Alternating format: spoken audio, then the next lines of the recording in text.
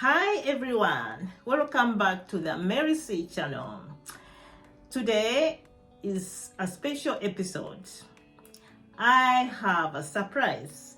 A friend of mine from Trinidad, and we are going to take you through how it was to live in Sweden for so many years ago.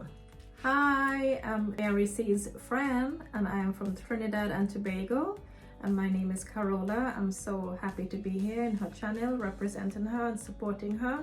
And I want to say we are talking about today that 25 years ago we had no Wi-Fi, we had no smartphones, no WhatsApp, nothing like that, and we managed to survive our love life through the storms and not having this technology that we have today. So we want to talk about that.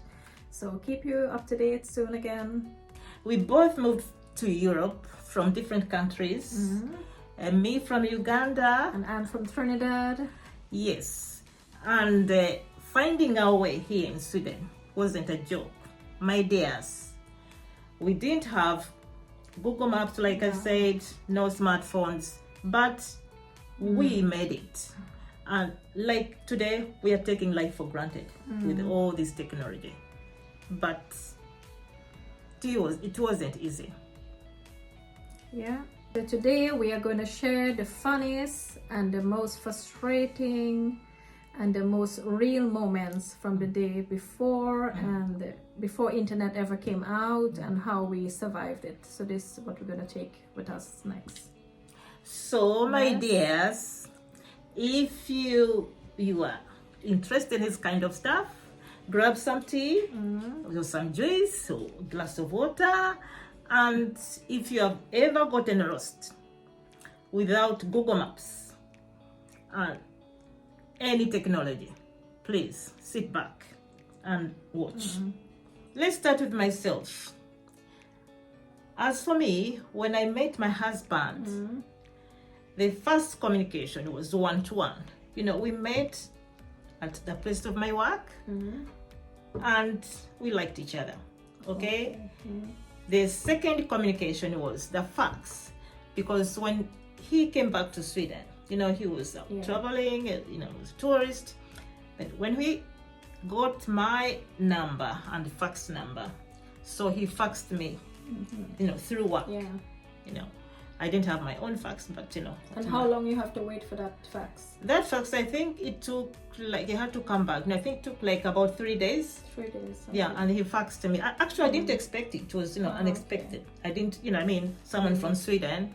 It is not like normal.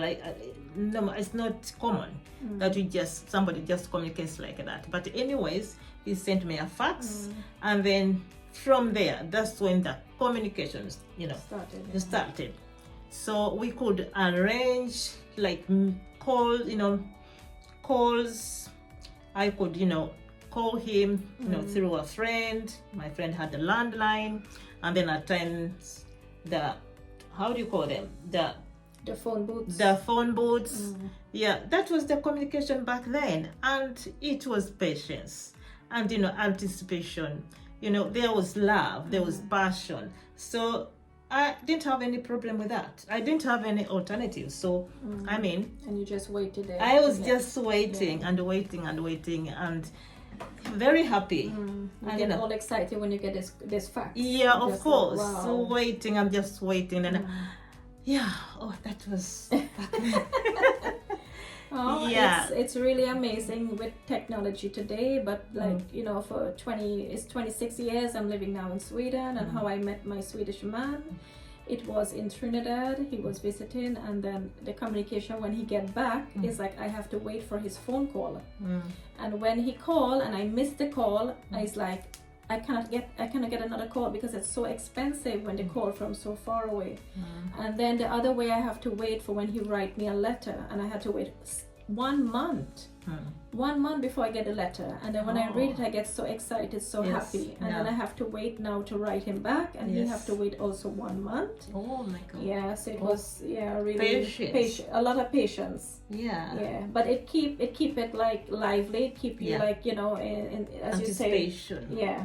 So you feel looking forward now. Oh, I must wait 1 month to get a reply now. How I'm gonna be. Yeah, so that's how it was in those days, but we survived it, we managed it, and we managed the love, and we managed the trust, and the patience to wait for the mail and to see each other again.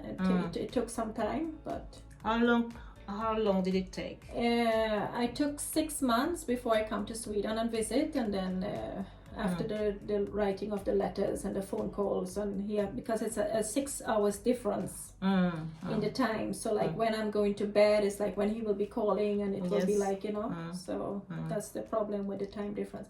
And then you don't know who is calling because you don't see, but today technology, you see who is calling you, FaceTime, but long time, you know, in the past we never see, we don't know who is calling. No, we just hear the voice. We just hear the phone ringing, and you have to run and get the phone, and and you don't want to miss it because you very expensive. Exactly, you don't want to miss the call because you don't know who is calling, and it's international calls. International call, and you don't want to miss it. That sounds so interesting, and it is. Back then. Like you said, I think for me actually it was everything happens so fast, because no, I mean back then, you know, it was late 90s, and after we met, then there was this fax, and then there are calls, and then I think it was around a month. Then he came back and he visited came you. So that was really fast. No, my one took 6 months, and then 1 year, and then I came to Sweden, and so it was like that.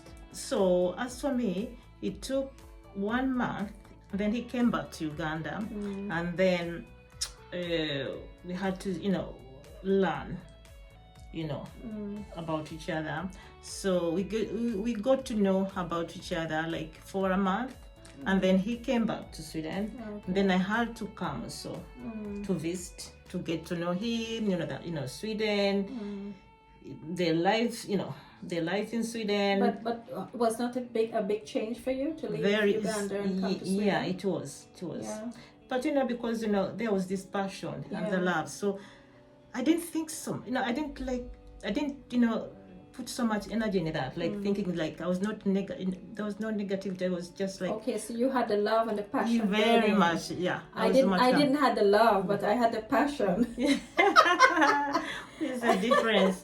Yes. So it was a difference. But you know, the love made it easy for me. So, and then my husband was very, very supportive. So he could, you know, he walked me through everything. So I had, you know, enormous support. That's very important. It's very important.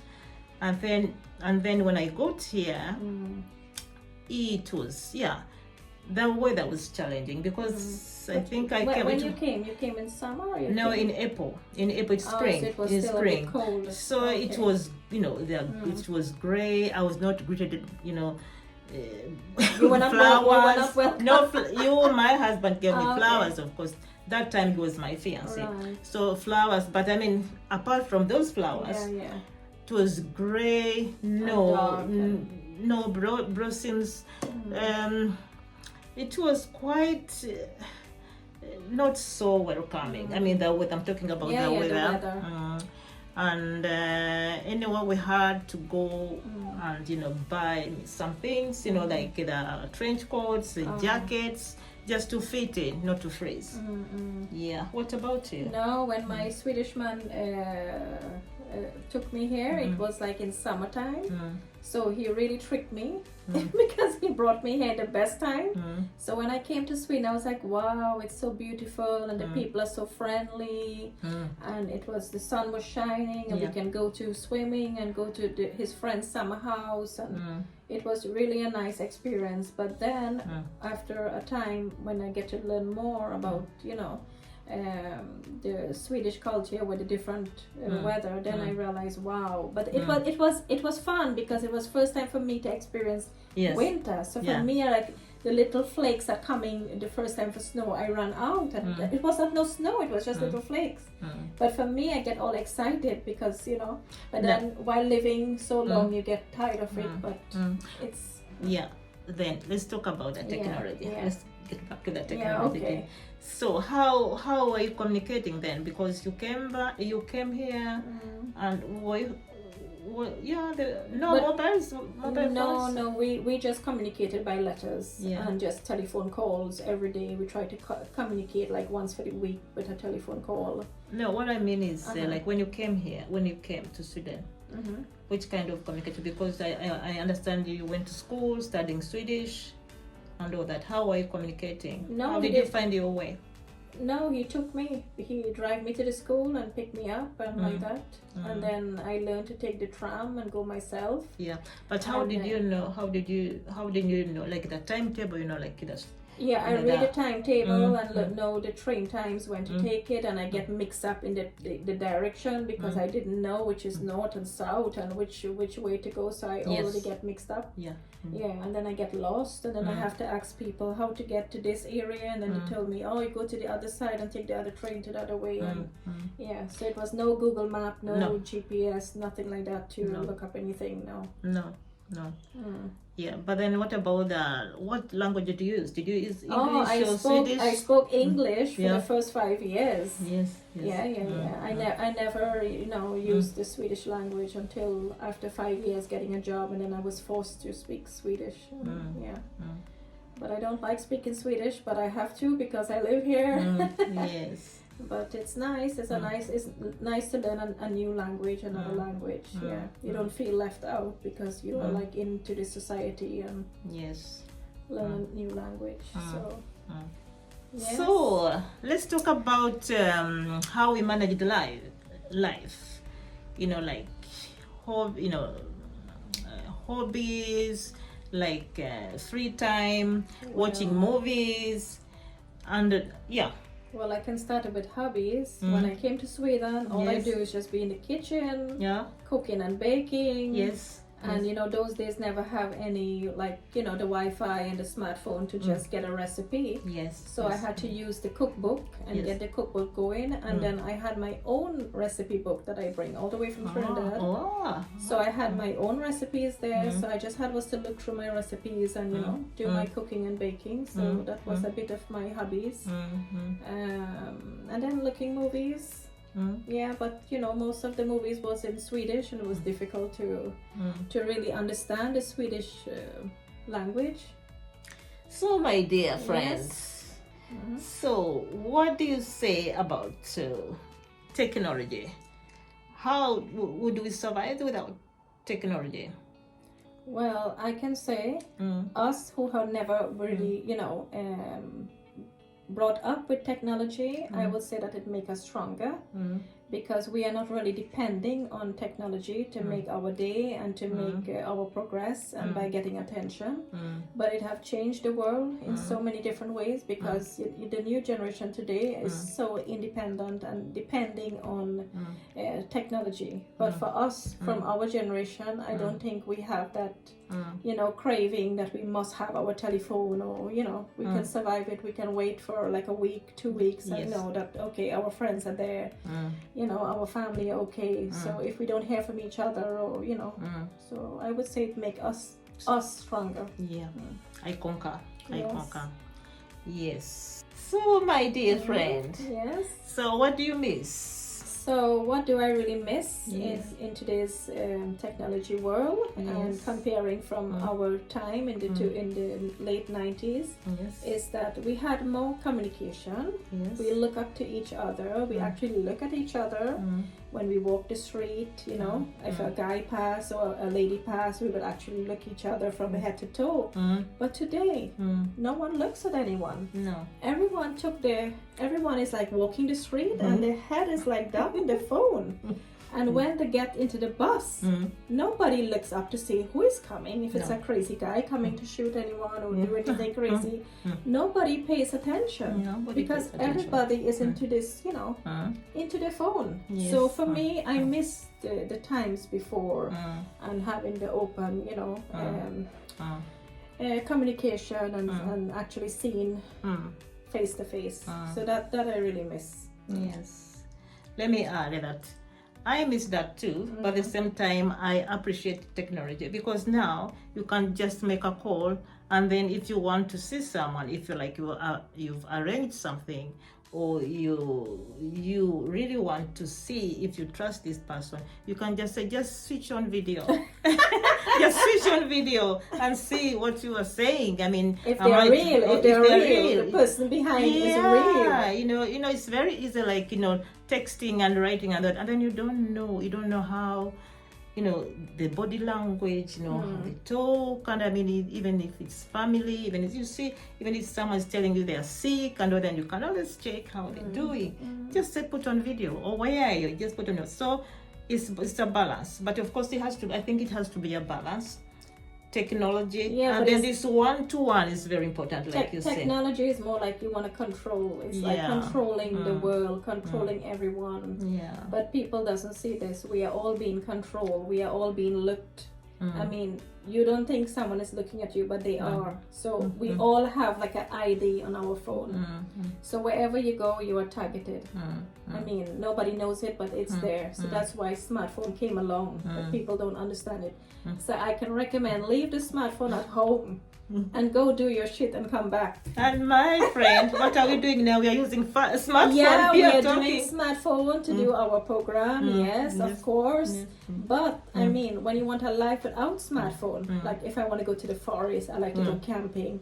I don't need to have my smartphone. You take your camera with you. Yes, my friend. That's when I say I can go away and recharge, like my other shot, my other video. When I talk about that, I'm not antisocial, but I'm just recharging. Yeah, okay. I think you have to check.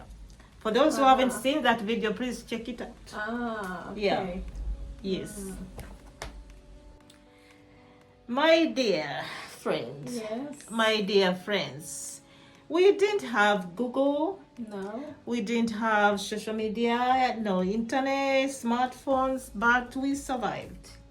Yes. With courage and a lot of help from friends, loved ones. Yes, a lot of communication along the way with people who help us, you know.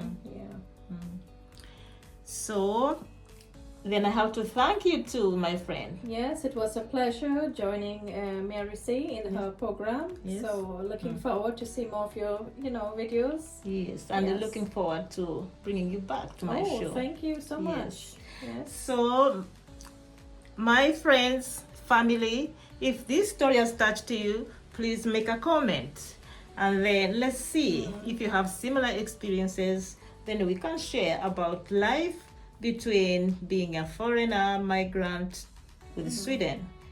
As for my case, between Uganda and Sweden. Please don't forget to like, comment, and subscribe. Bye-bye. See you next time.